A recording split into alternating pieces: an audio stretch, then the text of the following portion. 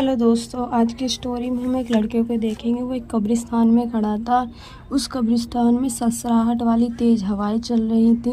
उस कब्रिस्तान में एक लेडीज़ की फ़ोटो लगी थी। उस फ़ोटो को देख के वो लड़का बोलता है, माँ मैं वापस आ गया हूँ। बहुत साल पहले उसके पिता ने उसकी माँ और उसे घर से बाहर निकाल दिया था। उस रात भारी बारिश हो रही थी। मेरी माँ गेट पर घुटने के बल बैठकर उस आदमी से दया की भीख मांग रही थी, लेकिन उस निर्दयी आदमी ने हमारी मदद नहीं की। उसे उम्मीद थी कि वो हमें घर के अंदर आने देगा, लेकिन ऐसा नहीं हुआ। हम पूरी रात बारिश में भीगते रहे और कुछ समय बीतने के बाद सुबह हो गई और घर का दरवाज़ा खुला। मेरी माँ बहुत खुश थी।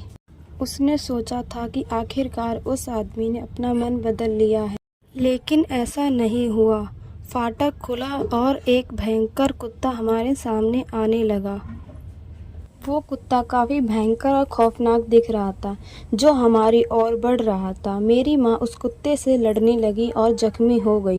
वो कुत्ता काफ़ी भयंकर और खौफनाक दिख रहा था, जो हमारी ओर बढ़ रहा था। मेरी माँ उस कुत्ते से लड़ने लगी।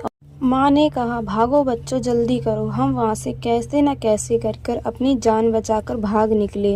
हमने सोचा था कि हम शांतिपूर्ण अपना जीवन बिताएंगे, लेकिन ऐसा नहीं हुआ। मुसीबत फिर हमारे सामने आ खड़ी हुई। उस रात कुछ ही समय बाद किसी ने मेरी माँ को एक ऊंची इमारत पर खड़ा कर दिया और उन्हें आत्महत्या करने के लिए मजबूर किया। मेरी माँ ने मुझसे कहा, क्षमा करें मेरे बच्चों, मैं तुमसे अलग होने के लिए बहुत अनिच्छुक हूँ। मुझे तुमसे बहुत प्यार है। मेरे बेटे, अपनी बहन का अच्छे से ख्याल रखना। तुम्हें महासागर पूर्व छोड़ना होगा और फिर कभी वापस नहीं आना होगा। माँ ने उस ऊंचे इमारत से छलांग लगा दी और उसका शव मैंने देखा और मेरी बहन की निराशाजनक चीख सुनी। चलिए दोस्तों, आगे की स्टोरी नेक्स्ट पार्ट में।